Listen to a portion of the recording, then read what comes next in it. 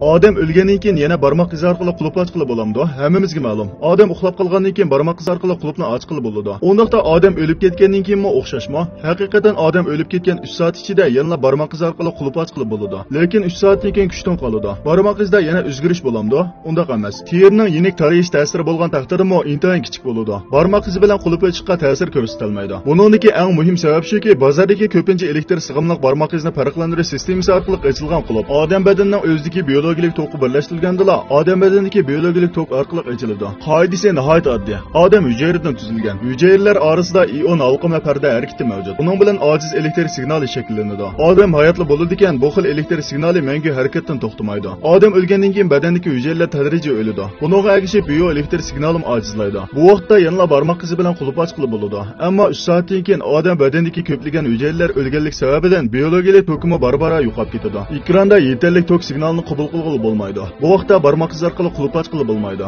G'alati bilimingizdan yana biri ko'payib oldimi? Undaqda yulduz belgisini yo'rtib qo'yishni unutmang.